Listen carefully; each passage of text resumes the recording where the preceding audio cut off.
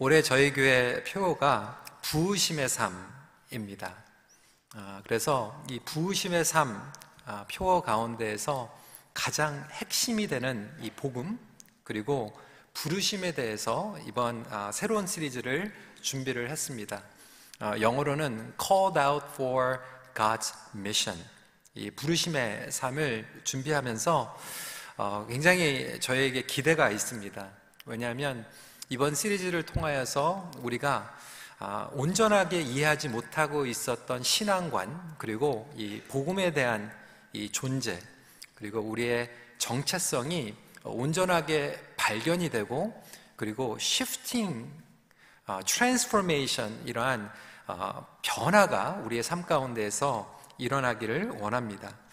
여러 책들을 함께 공부하면서 이 시리즈를 준비하고 있는데, 그 중에서도 특별히 하나님 백성의 선교, The Mission of God's People, 크리스토퍼 라이트가 쓴 책입니다. 그래서 여러분 관심 있으신 분들은 이 책을 꼭 읽으시길 바랍니다.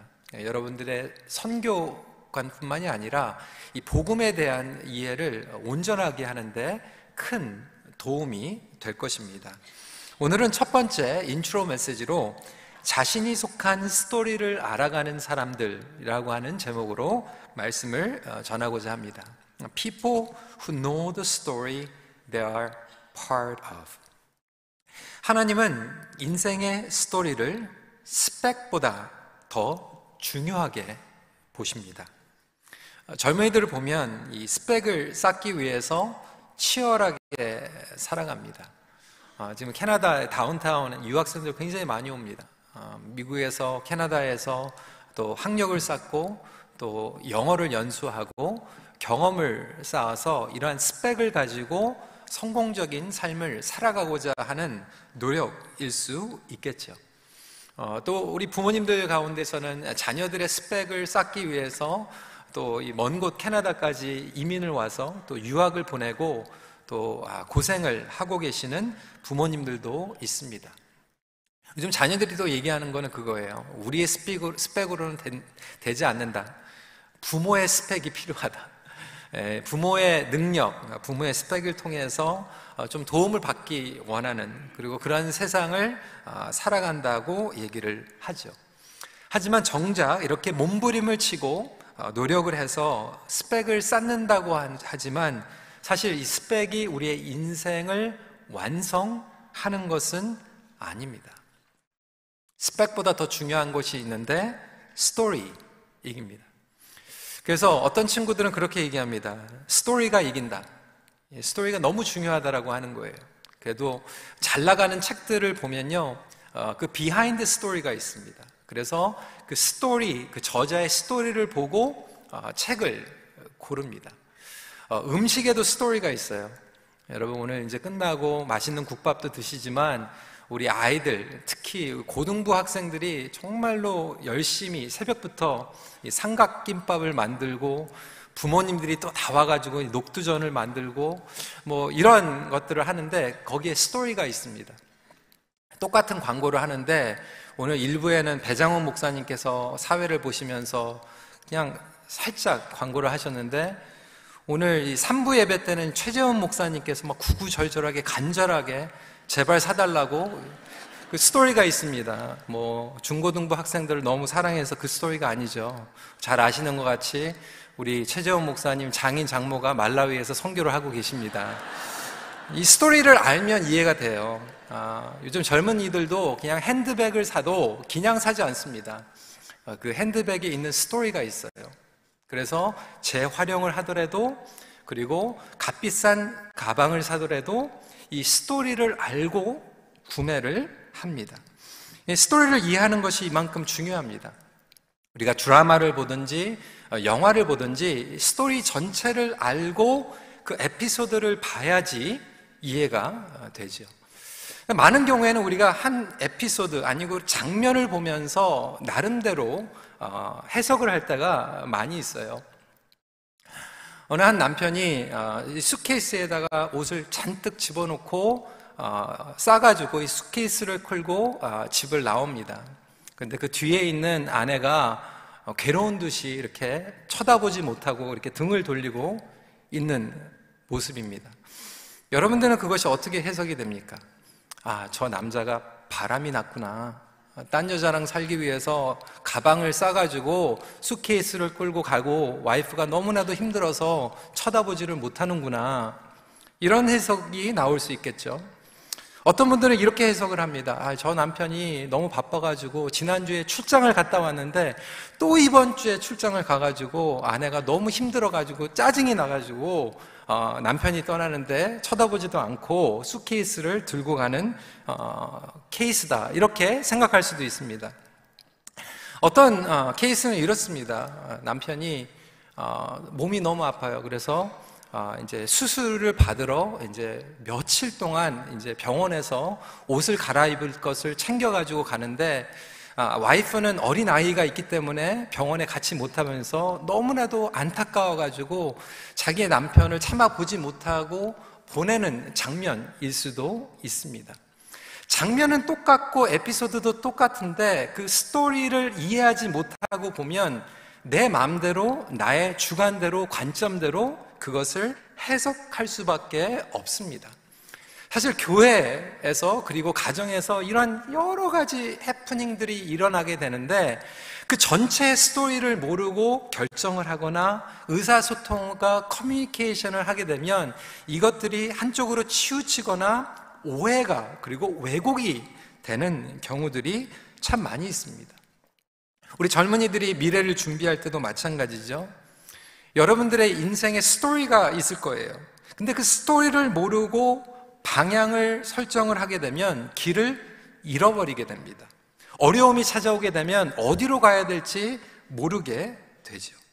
그럼에도 불구하고 인생을 열심히 살아가는데 인생의 스토리를 모르고 열심히 살아가는 사람들이 너무나도 많이 있어요.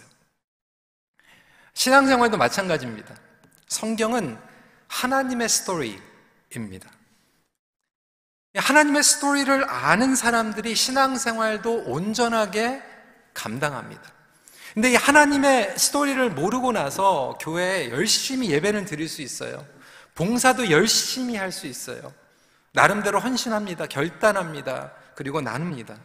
그런데 하나님의 스토리를 모르고 하는 그 종교생활 가운데에서 방황하고 방향과 목적이 흔들리는 허무한 인생들이 수도 없이 많다는 거예요. 우리 청년들에게 도전합니다. 여러분들은 무엇을 위해서, 어떠한 스토리 때문에 열심히 그렇게 달려가고 있습니까? 우리 부모님들에게 질문합니다. 여러분들은 어떠한 스토리 때문에 자녀들에게 도전하고 있습니까? 우리는 어떠한 방향으로 나아가야 됩니까? 교회도 마찬가지고 선교 공동체도 마찬가지입니다. 온전한 스토리, 이 복음을 이해하고 나아갈 때 온전한 예배가 이루어지고 온전히 사역이 이루어지게 됩니다. 그래서 우리가 속한 스토리가 무엇인지 아는 것이 중요하다. 오늘 이 두 가지 포인트에 대해서 말씀을 전하고자 합니다. 첫 번째로 하나님의 스토리를 통해 우리가 속한 스토리를 알아가게 됩니다. Knowing our stories in the context of God's story. 우리 각자가 나름대로 가지고 있는 스토리가 있죠. 여러분들에게도 스토리가 있죠. 저에게도 스토리가 있습니다. 제가 어렸을 때부터 많이 들었던 스토리가 있어요. 몇 주 전에 우리 찬양대 예배 끝나고 나서 이렇게 커피 마시는 자리에 제가 잠깐 갔는데 우리 찬양대에서 좀 이 루머가 있더라고요. 루머가 뭐 나쁜 루머가 아니라 제가 고향이 제주도라고 이렇게 소문이 퍼졌어요. 그래가지고 제주도다 아니다 막 이러면서 계속 하고 있는데 그래도 제가 딱 그 시간에 이제 지나가가지고 아마 이렇게 반으로 갈렸던 거예요. 노 목사 고향이 제주도다 아니다. 저한테 물어보시는 거예요. 그래서 제가 막 웃었습니다. 아니 제주도였으면 얼마나 좋았겠어요. 아름다운 곳에 가끔 이렇게 방문도 하고 제가 거기서 태어나서 자랐으면 참 좋은 기억들이 많았을 거예요. 근데 아쉽게도 저희 아버님은 영등포에서 태어나셨고요. 저도 영등포에서 태어났습니다. 제가 들었던 스토리는 그거예요. 저희 할아버지께서 영등포에서 장사를 하셨거든요. 근데 굉장히 근면하셨어요. 부지런하게 장사하셔서 성공을 하셨대요. 그런데 어렸을 때부터 들었던 게, 할아버지 만나지는 않았는데 저희 할아버지의 모토가 뭐였냐면 다른 사람보다 10분 문을 일찍 열고 다른 사람보다 10분 늦게 문을 닫는 것. 저희 아버지께서 제가 어렸을 때부터 그걸 얘기하셔가지고 그게 사실 저의 스토리가 됐어요. 그래서 학교를 가도 저는 10분 일찍 갑니다.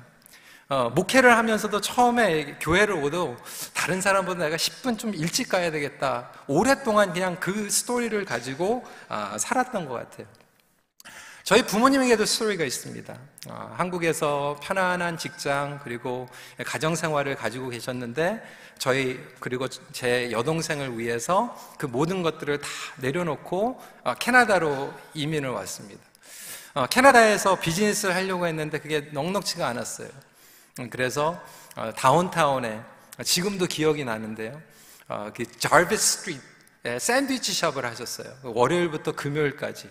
그래도 주말은 자녀들하고 보내고 싶어서. 근데 너무나도 힘이 들었던 거죠. 새벽 4시면 저희 어머니께서 음식을 다 준비하셔야 되는데 1년 정도 지나가다 보니까 막 손이 떨리고 칼을 들지 못하고 이렇게 돼서 저희 부모님께서 샌드위치 샵을 정리하시고 그렇게 안 하시겠다고 했던 그 컨비니언스 스토어를 하셨어요. 컨비니언스 스토어 하면서 저희 가족이 시간도 많이 못 보냈어요. 근데 지금도 생각이 나는 게 저희 아버지께서 그 할아버지의 스토리를 배우셔가지고 가게에 10분 일찍 가셔가지고 또 콰이어 타임 하시고 다른 사람들보다 10분 늦게 닫고 그러면서도 고생을 굉장히 많이 하셨어요. 그러면서 나중에 이제 은퇴를 하셨는데 돈을 버신 게 아니라 돈을 잃어버리셨죠. 그렇지만 아들이 그래도 목회자가 됐다. 그게 저희 부모님들의 스토리예요. 저는 자라면서 이런 스토리를 계속 들으면서 나의 스토리는 무엇인가, 그리고 나는 어떠한 스토리를 만들어 갈 것인가에 대한 굉장한 고민을 가지고 있었습니다. 여러분들에게 나름대로 스토리가 있어요. 우리 교회에도 스토리가 있습니다. 우리 박재훈 목사님에 대한 스토리, 임현수 목사님에 대한 스토리, 우리 원로들에 대한 스토리들이 있죠. 사업에 대한 스토리도 있을 거예요. 어떤 분들은 사업에 성공하셔가지고 자녀들에게 정말 많은 물질을 남겨주고 그리고 정말 편안하게 사는 스토리를 남겨주시는 이야기도 있고요. 어떤 분들은 여기 와서 고생을 했는데 아무것도 남지 못하고 오히려 뱅크럽 되고 정말 어려움 가운데에서 한이 맺혀가지고 그거를 계속해서 자녀들에게 얘기하고 손주들에게 얘기하고 교회 와서도 얘기하고 이 재정적인 일에 대해서 인생의 스토리로 남는 분들도 계십니다. 어떤 분들은 상처를 받았어요. 목사에게 상처를 받고 교회에 상처를 받았습니다. 그래서 어디 가든지 항상 그 스토리를 얘기합니다. 나에게 기회가 없었어. 공부할 수가 없었어. 돈을 벌 수가 없었어. 이러한 인생의 여러 가지 스토리가 있을 수 있을 것입니다. 예수님을 따라다녔던 제자들에게도 스토리가 있었어요. 그리고 그 스토리에 의해서 움직였습니다. 그리고 그 스토리에 의해서 모든 것들을 이해하고 있었어요. 오늘 본문에 보면 14절 말씀에 제자들이 예수 그리스도가 십자가에서 돌아가신 후에 이야기를 하고 있는 거죠. 자신들의 스토리였고 예수님의 스토리였습니다. 14절입니다. 이 모든 된 일을 서로 이야기하더라. 그런데 그들에게는 근심이 있었죠. 17절에 예수께서 이르시되 너희가 길 가면서 서로 주고받고 하는 이야기가 무엇이냐 하시니 두 사람이 슬픈 빛을 띠고 머물러 서더라. 그들에게 스토리가 있었지만 그 스토리는 인간적인 관점이었어요. 자기 중심의 관점이었어요. 그래서 인생을 그들의 관점 가운데서 풀이하고 해석하면서 슬픔과 근심과 방황과 혼돈이 가득 차 있는 제자들의 모습을 발견합니다. 마찬가지로 저와 여러분들이 인생을 그렇게 살아가고 있다라고 하는 거예요. 우리가 인생의 스토리를 그렇게 바라보고 있다라고 하는 거예요. 여러분, 엄밀하게 얘기하면요, 많은 분들이 신앙생활을 하면서 심지어는 설교를 들으면서 콰이어 타임을 하면서 말씀 묵상을 하면서 어떻게 접근을 하냐면 내 스토리 안에 하나님의 스토리를 끼워 맞추는 거예요. 내가 지금 하고 있는 사업과 내가 지금 꾸려나가고 있는 가정생활과 일상생활 가운데에서 조금이라도 하나님의 레슨을 얻어가지고 그것을 해석하고 적용해가지고 끼워 맞추려고 하는 거예요. 그러다 보니까 신앙생활을 열심히 하는 것 같은데 doesn't make sense. 이해가 안 되는 부분들이 너무나도 많이 있는 거죠. 여러분, 그렇지 않습니다. 사실 하나님의 스토리가 먼저입니다. 아멘입니까? 그래서 하나님의 스토리가 먼저이고 나의 인생을 이 하나님의 스토리에 끼워 맞춰야 되는 거예요. 그게 정답입니다. 근데 우리는 거꾸로 반대로 살아가는 거예요. 내 인생에 나의 스토리 안에 하나님의 스토리를 끼워 맞추려고 하니까 이게 안 맞는 거예요. 그래서 저와 여러분들은 우리의 스토리를 정확하게 알려면 하나님의 빅 스토리를 먼저 알아야 합니다. 성경 전체는 하나님의 스토리예요. 성경을 사막으로 나눌 수 있습니다. 첫 번째, 창조입니다. 하나님의 God's creation. 여러분, 창세기 1장에서 보면요, 하나님의 크리에이션을 시작해요. 하나님께서 창조하시면서 우리에게 주신 오리지널 퍼포스가 있고 오리지널 디자인이 있습니다. 그리고 하나님께서 우리에게 주신 오리지널 명령이 있어요. 그것이 바로 1막입니다. 하나님의 스토리 가운데서 2막이 오게 되죠. 그것은 무엇입니까? 죄로 인한 타락입니다. fall. 이 죄로 인하여서 디비전이 일어나죠. separation이 일어나죠. suffering이 일어나죠. 데스가 일어나죠. 살인이 일어나죠. 상처가 일어나죠. 미움이 일어납니다. 그 가운데에서 하나님께서는 3막을 진행하시는데 그것은 바로 redemption, 구속이죠. 물론 이 구속이 센트럴 팀은 예수 그리스도입니다. 그렇지만 구약을 보면 예수 그리스도의 그림자 역할을 하고 있죠. 그래서 이 구속 가운데에서 아브라함을 부르셨어요. 그리고 선택하는 가운데에서 아브라함을 통하여서 열방에 복을 주시는 리뎀션 플랜을 보여주십니다. 그뿐만이 아니죠. 이스라엘 백성들이 애굽에 있을 때 그들을 출애굽시키시면서 하나님의 구속을 보여주시고, 시내산에서 구약의 이스라엘에게 율법을 주시고, 역사를 통하여서 왕들을 통하여서, 그리고 바벨론에게 포로로 붙잡혀가고 귀환하면서 예언자들을 통하여서, 시편을 통하여서, 지혜서를 통하여서 우리에게 언약을 주시는 것이 구속을 위한 것입니다. 그리고 끝내 절정으로 예수 그리스도께서 하나님의 성육신으로 이 땅에 오시죠. 예수 그리스도의 죽음과 부활 가운데에서 저와 여러분들에게 새로운 언약을 주십니다. 뿐만 아니라 오순절에 성령 세례가 일어나고 교회가 탄생하면서 교회는 이 하나님의 선교를 감당하는 운명적인 영적인 공동체로 시작이 일어나게 되죠. 그리고 이 구속의 완성으로는 재림, 부활, 그리고 심판. 여러분, 이것이 3막이에요, 3막. 그리고 마지막에 파이널 스토리는 무엇입니까? 컨썸네이션, 새 창조입니다. 그래서 이 성경 전체를 1막부터 2막, 3막, 4막까지 다 전체를 이해해야 됩니다. 문제는 뭐냐면 많은 성도들이, 그리고 많은 교회에서 1막과 4막은 얘기를 못하는 거예요. 이해를 못하는 거예요. 그러니까 자꾸 이단들이 생깁니다. 신천지 같은 데서 뭐 새하늘, 새 땅 그러면 듣도 보지도 못했던 얘기거든요.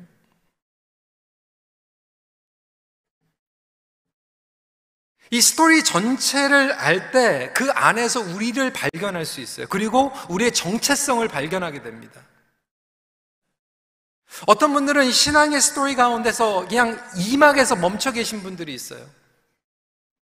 그래서 이 모든 것들이 그냥 죄로 더러운 세상인 거예요. 예수 그리스도의 그 구속 가운데서 회복의 능력이 없는 거죠. 어떤 분들은 그냥 3막에서 스탁되어 계세요. 그래서 하나님의 전체 스토리를 이해하는 것이 총체적인 복음을 깨닫는 것입니다. 그때에 비로소 우리의 스토리가 온전히 발견이 됩니다. 그리고 순서가 바뀌어요. 재해석이 됩니다. 그림 한번 보여주시고요. 여러분, 이게 무엇입니까? 퍼즐이에요. 저와 여러분들이 아무리 잘났다고 해도 저와 여러분들의 인생은 그냥 이 피스 퍼즐이에요. 우리 청년들이나 청소년들 지금 방황하는 이유가 왜 그렇습니까? 뭐는 하기는 해야 되는데 You feel like you are one piece of puzzle. 그냥 퍼즐 한 조각이에요. 그걸 하나 가지고는 이게 이해가 안 되는 거예요. 그런데 나의 인생이 이해가 되려면 사실 하나님의 전체 스토리, 전체 그림을 봐야지 내가 어떠한 피스의 퍼즐의 역할을 해야 되는지 알게 되는 거죠. 저는 오늘 이 찬양, 봉헌 찬양 가운데에서 제가 제일 좋아하는 찬송가 중에 하나가 바로 이 288장입니다. 예수를 나의 구주 삼고. 근데 조금 아쉬운 게요, 영어 가사가 한국어로는 후렴에 이것이 나의 간증이요 라고 얘기하고 있는데 영어로는 뭐라고 되어 있냐면 This is my story. This is my story. 그런데 내 스토리에 하나님의 스토리를 맞추는 게 아니죠. 하나님의 스토리에 내가 들어가 있다라고 하는 것이 나의 스토리. 그래서 3절의 가사가 너무 기가 막혀요. 3절에 세상과 나는 간 곳 없고 구속한 주만 보인도다. 이것이 여러분들의 스토리가 되시기를 주님의 이름으로 축원합니다. 여러분, 요셉이 얼마나 억울합니까? 지난주에 우리 설교를 들었지만 형들에게 배신 당했어요. 애굽까지 끌려갔습니다. 감옥에 들어갔어요. 그런데 요셉이 make sense가 된 게 뭐냐면 하나님께서 우리의 가족을 구원하기 위해서 나를 애굽으로 팔려가게 하셨다라고 하는 하나님의 구속의 스토리를 보니까 자기 스토리가 make sense가 되고 용서의 능력이 생기고 복음의 능력이 생기는 줄 믿으시기 바랍니다. 청년의 나이에 다니엘이 끌려갔어요. 나라가 그냥 망해버렸어요. 그런데 하나님의 구속의 사역을 보니까 자기가 나라가 망했는데도 make sense 하는 거예요. 하나님의 뜻을 이해하는 거예요. 그리고 그 가운데서 내 피스의 퍼즐은 무엇인지를 알게 되는 거죠. 에스더가 그랬고요. 성경 전체에 있는 모든 사람들이 하나님의 전체 픽처를 알았다라고 하는 거예요. 그렇다면 저와 여러분들이 신앙생활을 어떻게 해야 되겠습니까? 나만 열심히 막 믿음 생활하면서 그게 아니에요. 하나님의 스토리를 알고 믿음 생활을 할 때, 그리고 하나님의 온전한 전체적인 복음을 알고 신앙생활을 할 때 때로는 어려움이 찾아오고 서포링이 찾아오고 문제가 생겨도 다시 길을 찾아올 수 있는 놀라운 회복이 우리 안에 있을 줄 믿으시기 바랍니다. 여러분들의 스토리를 쓰지 마세요. 하나님의 스토리에 파트가 되시는 놀라운 축복이 일어나기를 간절히 기도합니다.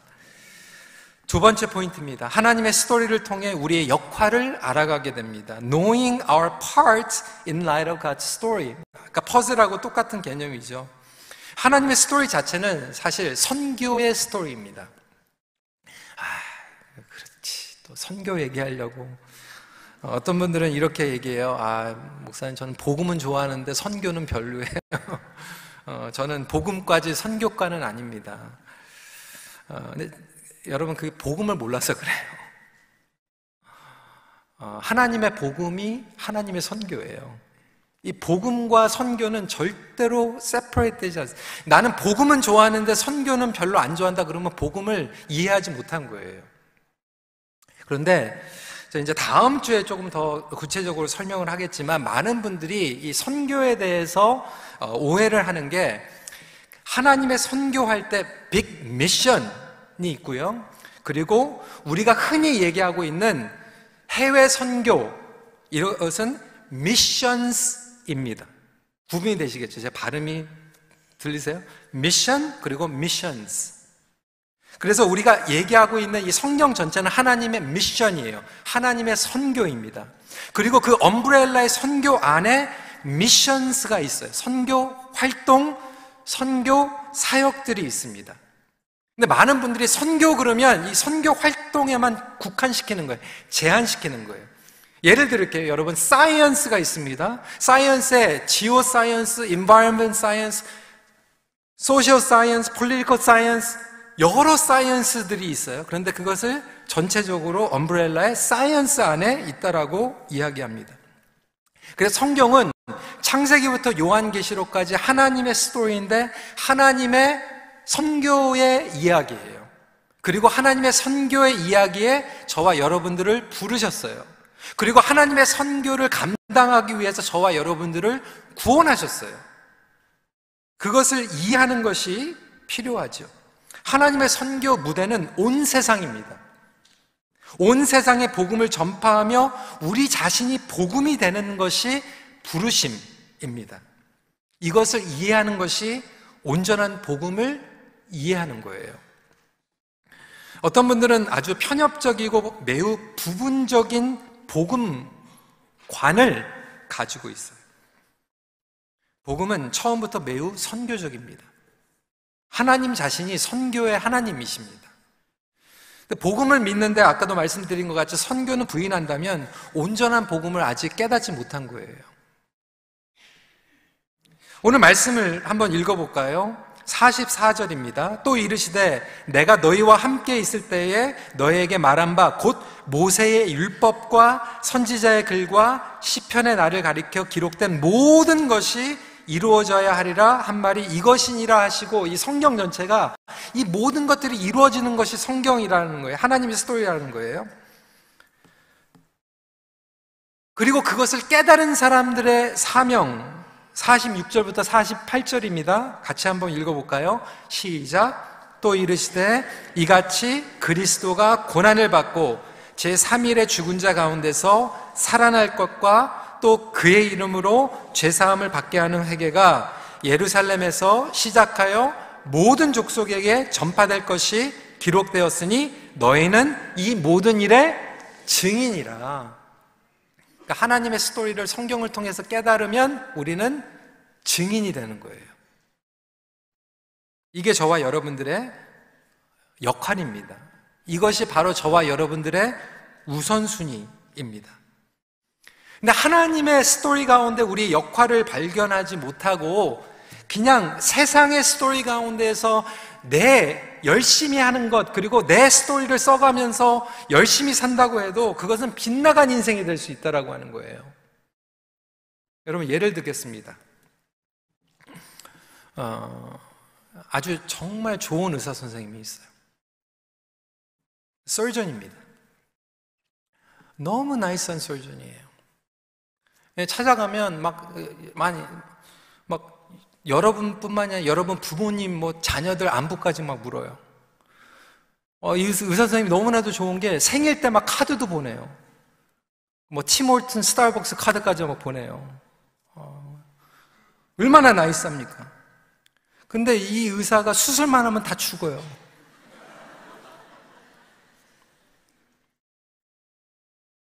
반대로 별로 그렇게 친절하지는 않아요. 근데 이분은 수술 진짜 잘해요. 수술만 하면 다 살아요. 여러분, 수술 받을 때 누구한테 갈 거예요?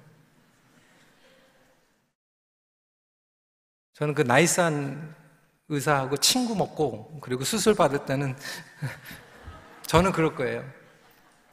여러분, 누구에게 수술 받겠어요? 우편 배달부가 있어요. 정말 좋은 분이에요. 집에 와가지고 강아지 밥도 주고 꽃에 물도 주고 가요. 근데 편지는 맨날 다른 동네 편지를 우리 우편에다 집어넣고 가는 그런 우편 배달부가 있으면 여러분, 그 역할을 감당하는 겁니까? 아니죠. 그렇다고 해가지고 우리가 not nice, 그냥 루드하게 이렇게 살아가자고 하는 게 아니죠. 저봐, 여러분들이 세상을 살아가면서 이렇게 살고 있다는 거예요. nice person으로 behave도 하고 세상에서 정말 모든 것들을 다 하는데 하나님께서 우리에게 정말로 주신 그 역할은 완전히 그냥 하지도 못하고 살아가고, 우리 자녀들에게 그렇게 얘기한다는 거예요. 그래, 나이스하게 살아라. 정말로 잘 살아라. 그래가지고 세상에 있는 모든 것들은 다 나이스하게 하는데 하나님께서 우리에게 주신 그 스토리는 모르고 하나님께서 우리에게 주신 그 역할은 완전히 그냥 빗나간 인생을 살아간다면 그 인생이 어떠한 의미가 있을까요? 여러분들은 무슨 스토리를 살아가고 있습니까? I did it my way. 후회 없어. 나는 내 인생 살았어. 누가 주인공입니까? 여러분이 주인공이 되고 여러분 마음대로 그냥 살아가는 그 스토리.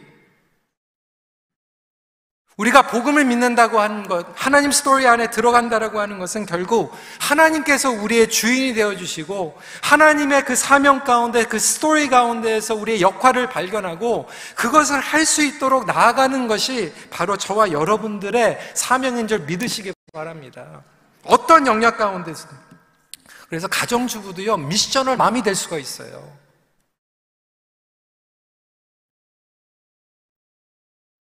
부모를 양육을 해도요, 미셔널 페어런팅을 할 수 있고요. 은행에서 일해도 미셔널 커리어를 펄수할 수 있다라는 게 가가지고 맨날 전도하라는 게 미셔널이 아니에요. 그 안에서 하나님께서 나에게 주신 그 역할을 감당하면 그게 미셔널 커리어가 되는 거예요.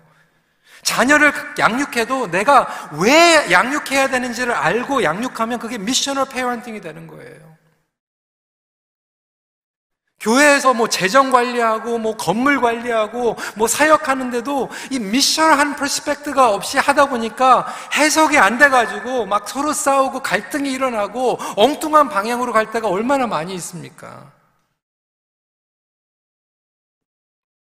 말씀을 정리합니다. 여러분, 복된 인생은 어떠한 인생이 복된 인생입니까? 어떠한 기준이 복된 인생입니까?